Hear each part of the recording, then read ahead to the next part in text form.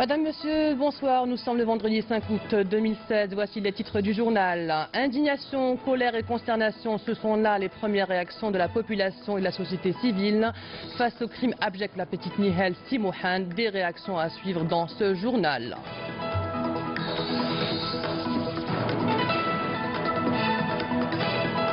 L'événement planétaire d'aujourd'hui, ouverture officielle des Jeux Olympiques de Rio de Janeiro. Le stade Maracana va vibrer au rythme de la samba. Plus de 10 000 athlètes participent aux JO.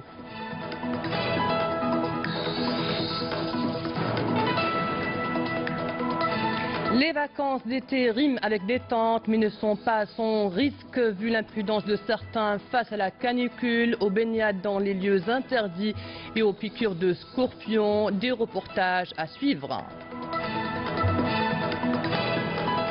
Tout d'abord, le président de la République, Abdelaziz Bouteflika, a reçu un message de remerciement de la part de son homologue français, François Hollande, dans lequel il s'est dit particulièrement sensible aux témoignages de soutien de l'Algérie suite à l'attentat qui avait frappé la ville de Nice.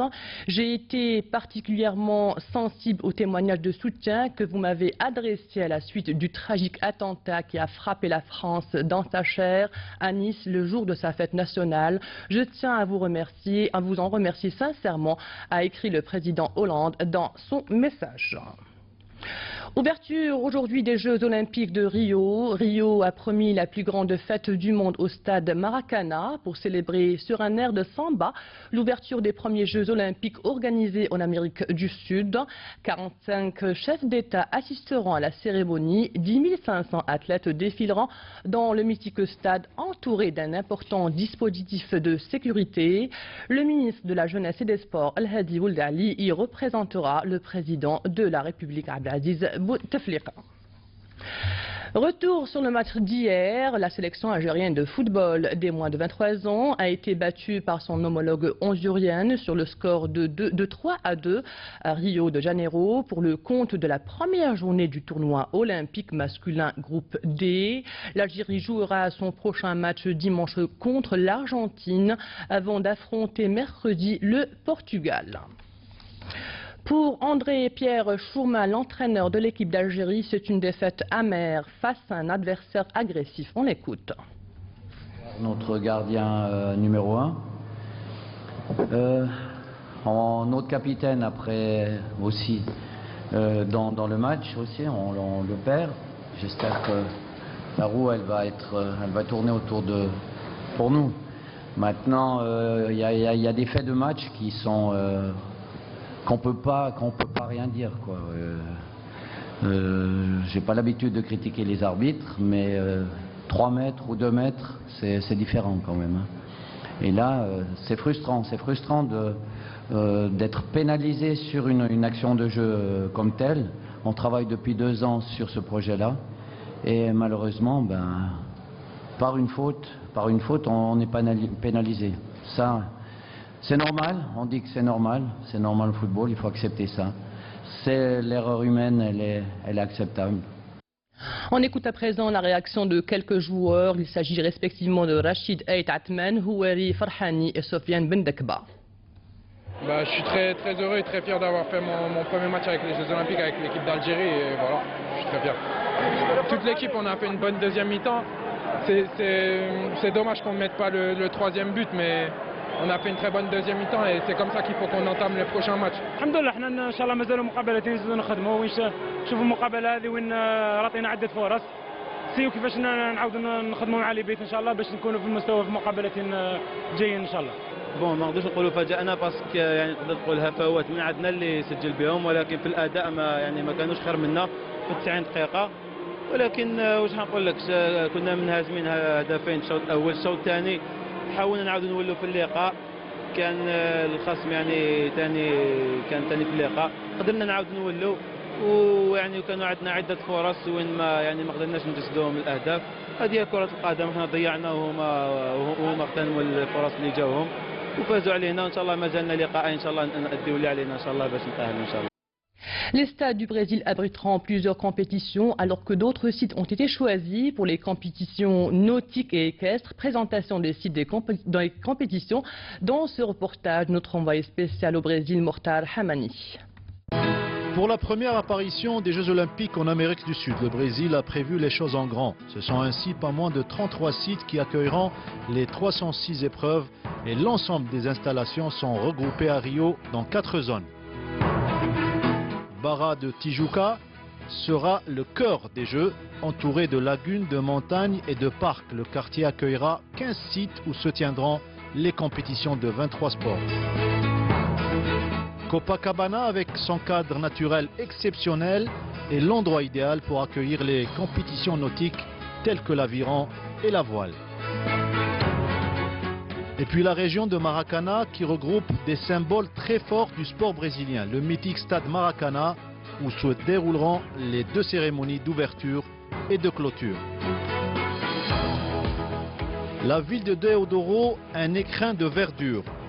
Un site qui a été réservé aux disciplines de plein air, telles que les sports équestres, le hockey et d'autres sports qui figurent au programme des Jeux Olympiques. Le président du comité international olympique a tenu une conférence de presse hier à Rio de Janeiro. Plusieurs points ont été abordés comme l'introduction de nouvelles disciplines pour les prochains JO. Thomas Bach est revenu sur le brûlant dossier du dopage d'État russe. Au final, 271 sportifs russes ont été admis sur 389. De Rio, notre envoyé spécial Mokhtar Hamani. Au lendemain de la 129e édition du CIO, Thomas Bach a fait part de la décision d'ajouter d'autres disciplines au programme des Jeux, et ce à partir de la prochaine édition à Tokyo en 2020. Et il s'agit du karaté, l'escalade, le baseball, le softball et le surf. La chaîne olympique est l'autre projet optimiste présenté par le président du CIO lors de cette conférence de presse, une chaîne qui sera opérationnelle à partir du 21 de ce mois. La lutte contre le dopage constitue le cheval de bataille de l'actuel président et son bureau. Après le scandale des athlètes russes, le CIO sera intransigeant en matière de contrôle. Vous connaissez très bien les conditions ici au Brésil et la conjoncture actuelle. Malgré toutes les difficultés, le comité d'organisation a réussi à placer le décor de cette édition qui atteindra certainement toutes ses promesses et le CIO ne peut qu'apporter son soutien. Après l'annonce officielle hier de la mort de la petite Nihal Simohand, suite aux analyses ADN des cheveux et crânes retrouvés, consternation, colère et indignation, ce sont là les réactions de la population et la société civile qui, d'une seule voix, condamnent ce crime abject dont a été victime la petite Nihal âgée de 4 ans, disparue le 21 juillet dernier au village F. Ali à Tizi Ouzou. Bouchra Bouali. La découverte macabre de la petite Nihal Simohand, disparue le 21 juillet dernier au village Atali, à une 50aine de kilomètres de Tizi Ouzou, a suscité un tollé général. L'Algérie entière est indignée. Population et société civile condamnent cet acte ignoble. Ce genre de crime a pris de l'ampleur ces dernières années. La société civile algérienne, le législateur algérien et les responsables algériens doivent se mobiliser pour mettre un terme à ces crimes méconnus par notre société. Il n'y a aucune raison pour que cela perdure. La législation algérienne est claire vis-à-vis des kidnappings suivis de la mort des victimes. Les auteurs de ce genre de crimes sont passibles de la peine de mort. L'enlèvement des enfants est un phénomène récent. Il nous était jusque-là étranger. C'est pourquoi nous demandons en tant que citoyens l'application des peines les plus lourdes pour éradiquer ce phénomène. Et j'entends par là l'application de la peine de mort. Il faut aussi que les parents veillent sans cesse sur leurs enfants. Nous condamnons cet acte criminel. Nous devons faire front uni contre ce genre de crime pour y mettre un terme. Car ce phénomène, qui n'arrête pas de se reproduire, est parfois utilisé à des fins de vengeance, de règlement de compte ou encore pour avoir une rançon. Il est donc impératif de sévir en appliquant la peine capitale. إعدام حتى يكون عبرة لغيره، حتى يكون عبرة. هو يقبل غدوة يديروا ولاد وبنات يخطفوا له ولده ولا بنته يذبحوها، يقيسوا لها راسها في جهة فلسها في جهة. أنا هذا كنا عارفه ما نشفقش فيه. الرسول صلى الله عليه وسلم قال لك العين بالعين والسن بالسن والبادي أظلم. والبادي أظلم. راك عدمت هذه طفلة صغيرة وقطعت لها راسها، نقطعوا لك راسك وفي الساحة قدام الشعب، في الساحة باش تكون عبرة لغيرك. ça m'a vraiment affectée, mais je crois que la source, il faudrait revenir quand même à éveiller la conscience des citoyens. Il faudrait, je crois, parler, parce que moi je suis contre l'agressivité. Et ça c'est un acte agressif, il ne faut pas compenser, à mon avis, l'agressivité par l'agressivité.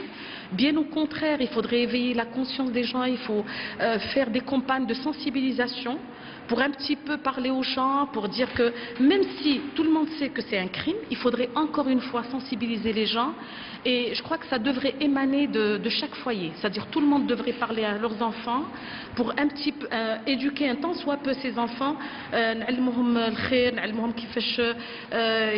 Ils évitent tous les maux, c'est-à-dire au niveau de l'école, éviter l'agressivité. Il faudrait encore parler et ne pas cesser de parler aux gens. Il ne faudrait pas se fatiguer, parler sans cesse, sensibiliser les gens sans cesse. Là, c'est un acte impardonnable.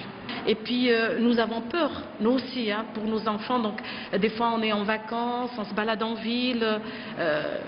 Personne n'est à l'abri. Personne n'est à l'abri. Nul n'est en effet à l'abri.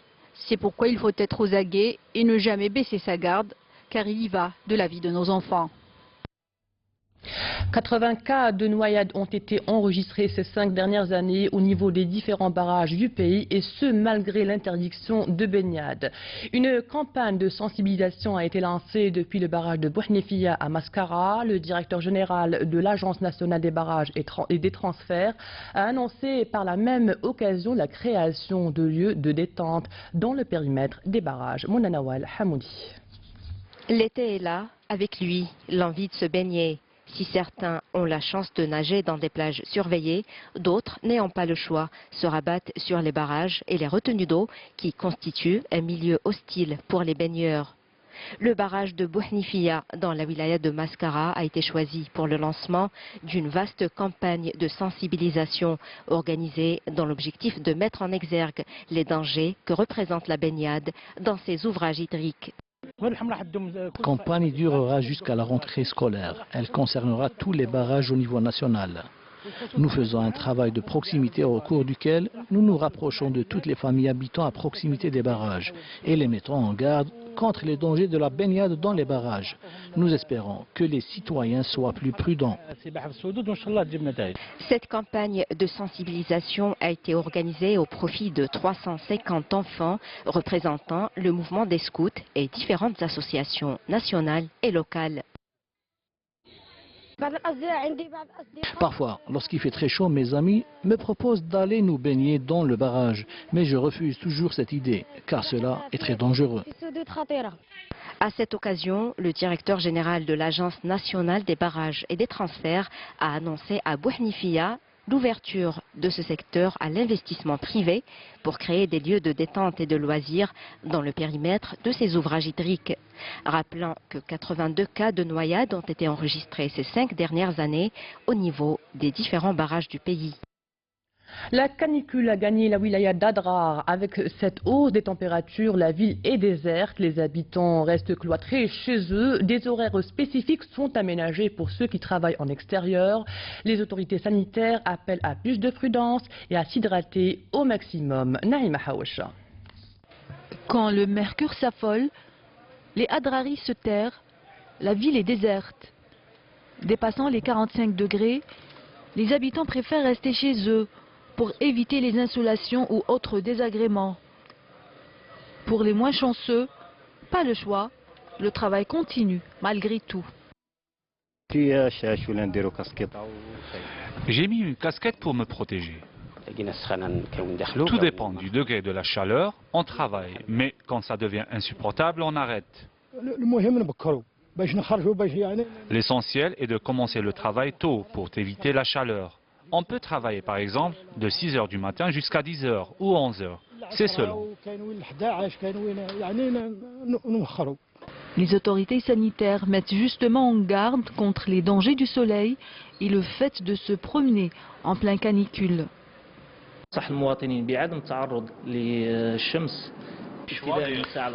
Je conseille à la population de ne pas s'exposer au soleil à partir de 10 h du matin jusqu'à 16 h, de s'hydrater et donc de boire suffisamment d'eau, notamment pour les diabétiques.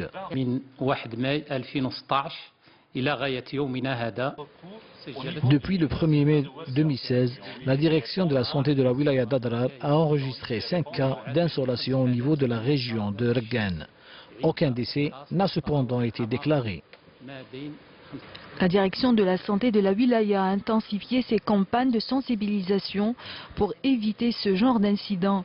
Et n'oublions pas que la prévention reste le meilleur moyen pour rester en bonne santé. 245 cas de piqûres de scorpions ont été enregistrés durant le premier semestre de l'année en cours à Naama en cause de l'absence d'aménagement urbain. Ce chiffre est susceptible d'augmenter, notamment en août, période de grande chaleur. L'année dernière, pas moins de 9000 scorpions ont été ramassés dans cette wilaya. Bouchra Bouali. C'est dans ce type d'endroit que les scorpions élisent domicile. En l'absence d'aménagement urbain et d'éclairage public, le petit animal prolifère et avec lui augmente les cas d'envenimation scorpionique. Le scorpion foisonne ici à cause des déchets laissés par les entreprises et la population. Ajoutez à cela le manque d'éclairage public. Nous avons chaque nuit 4 à 5 cas d'envenimation scorpionique. On demande l'éclairage public, des trottoirs et une route bitumée. On a trop d'insectes.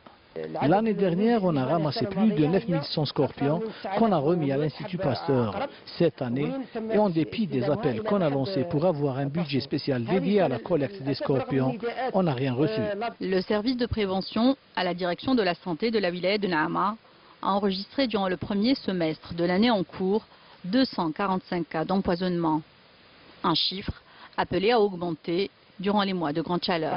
Malheureusement, les cas d'envenimation scorpionique ont eu lieu à l'intérieur des habitations, ce qui est loin d'être rassurant. Cette année, il y a eu quelques perturbations. L'Institut Pasteur nous a remis 1050 doses de sérum anti-VNA, alors qu'on a demandé 4450 doses réparties sur environ 7 établissements de santé. Il est donc urgent de doter les différentes structures de santé de la wilaya de Naama en quantité suffisante de sérum anti-venin. Sinon, les efforts de l'Agence de développement social ADS, qui mène depuis 2 ans des campagnes de ramassage et de collecte des insectes venimeux, resteront vains. Université, les inscriptions définitives des nouveaux bacheliers pour l'année universitaire 2016-2017 se poursuivent. À l'université Rasdi Merbah de Ouargla, plus de 55% des étudiants ont eu des réponses favorables quant à leur premier choix de filière. Hicham Daou. Plus de 6000 étudiants rejoindront l'université Rasdi Merbah de Ouargla lors de la prochaine rentrée universitaire 2016-2017, dont les inscriptions sont en cours. Mon premier choix a été accepté. J'ai opté pour les hydrocarbures. Les inscriptions se sont bien déroulées. Et il y a beaucoup de monde. Mais ça n'a pas empêché le bon déroulement de l'opération d'inscription. Dieu merci, on a eu beaucoup de facilité concernant les documents administratifs. En plus, il y a eu une bonne orientation de la part des responsables.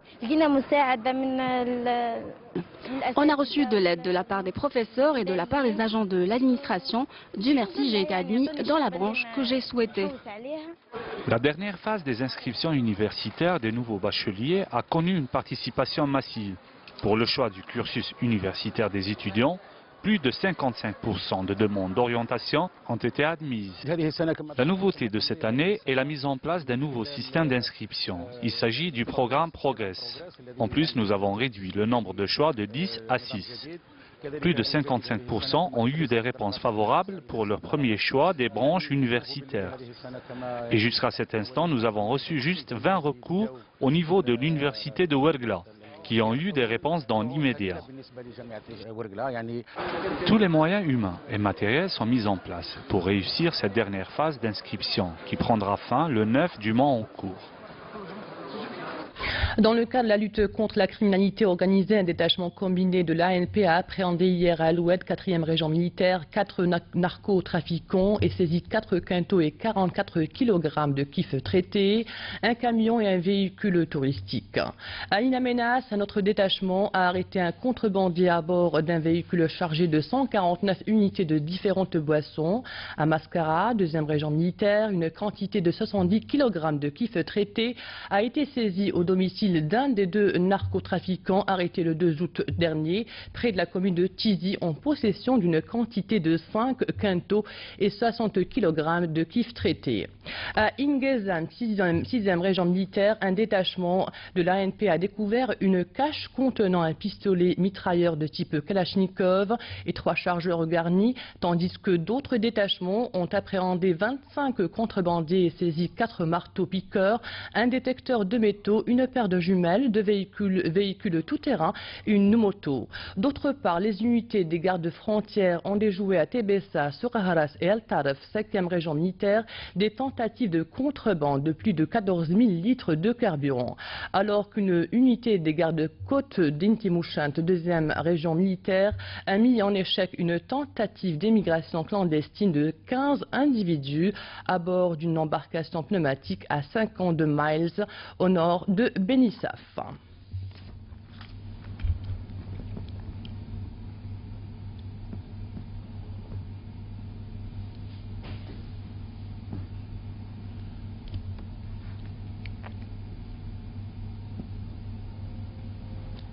L'actualité à l'international en Syrie, l'armée syrienne a déjoué une attaque de l'organisation autoproclamée État islamique Daesh contre ses positions dans la province de Deir Zour, à l'est du pays, tuant 150 de ses combattants. Et dans les quartiers d'Alep, 10 civils, dont 7 enfants, ont été tués dans le secteur de Marjé suite à des raids aériens, a indiqué l'Observatoire syrien des droits de l'homme. En Inde, des hommes armés ont ouvert le feu ce vendredi sur un marché bondé de l'État d'Assam dans le nord-est du pays, tuant au moins 12 personnes. Les hommes armés ont également lancé une grenade qui a provoqué un incendie dans un bâtiment très fréquenté du marché de Balajan, à 220 km à l'ouest de Guwahati. L'attaque a fait un nombre indéterminé de blessés. Retour au pays, allons dans la ville antique de Cherchel où Fatima s'adonne à sa passion, la broderie traditionnelle, un métier qu'elle désire transmettre via son association Monana Walhamoudi. En point de croix ou en point compté, des chefs-d'œuvre sont réalisés avec finesse et doigté. L'auteur de ces créations, c'est Fatima, une passionnée de la broderie traditionnelle et qui, en compagnie d'un groupe de femmes de Cherchel, s'adonne à ce métier depuis de longues années. Plus qu'un métier, la broderie traditionnelle représente pour Fatima un héritage culturel qu'elle tient à transmettre aux jeunes générations. C'est le point compté. Ma spécialité, c'est le point compté, ainsi que le mesloul, à base desquels on peut confectionner le trousseau de la mariée, écharpes, burnous, ensemble ou encore des caftans. Les dames âgées préfèrent toujours les articles brodés en ton sur ton, car ça fait plus discret. Les jeunes préfèrent plutôt la broderie en couleur, c'est plus à la mode. مي حنا مع الجيل الجديد في كل وحده تجي تقول لك حبيت اون كولور على حساب لو غو تاعها. هذه يسموها. Ce point est appelé le point berbère, une broderie qui peut être faite dans plusieurs couleurs. Pour les femmes chercheloises, la broderie traditionnelle a une grande valeur et aucune technique moderne ne peut la remplacer. Le travail fait main est pur et a beaucoup plus de valeur. Pour suivre les nouvelles tendances, cette broderie traditionnelle a été modernisée ces dernières années. Nous avons créé une association au niveau de notre commune et nous avons formé beaucoup de filles dans ce métier. À travers cette association, j'aspire à préserver nos traditions. La broderie, tradition séculaire, représente toujours au travers des motifs, couleurs et techniques préservés par ses artisans le témoignage vivace de notre riche patrimoine. C'est la fin de cette édition. Merci de l'avoir suivi. À demain à 19h.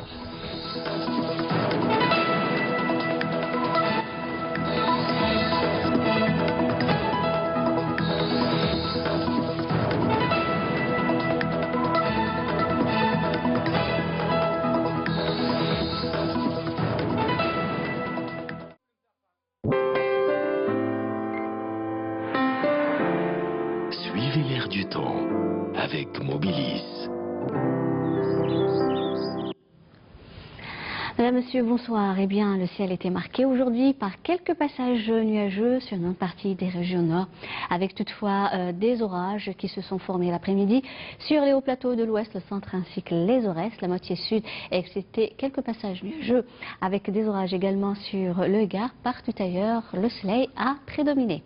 Demain, de la brume en début de matinée sur pratiquement l'ensemble des régions côtières et dans les vallées de l'ouest, le centre et l'est du pays. Puis le ciel deviendra de plus en plus voilé sur les régions de l'est. À noter des vents parfois assez forts près des côtes ouest et centre. La moitié sud, rien à signaler.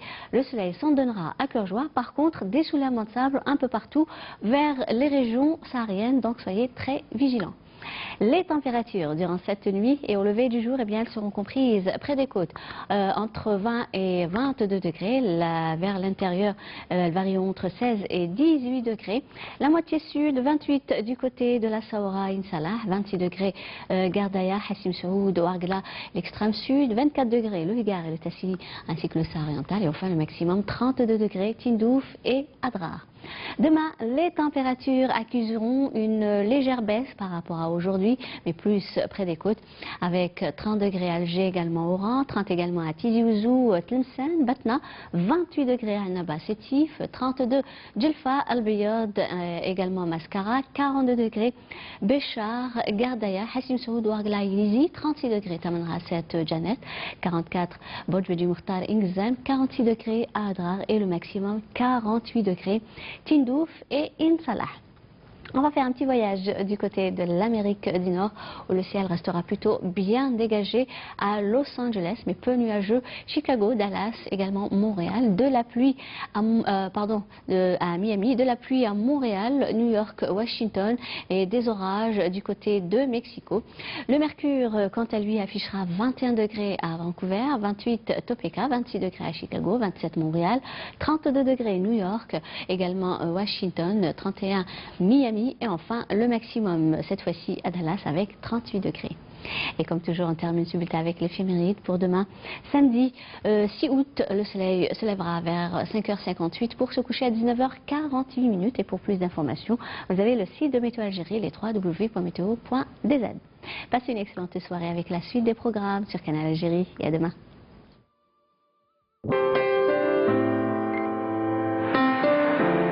Suivez l'air du temps avec Mobilis.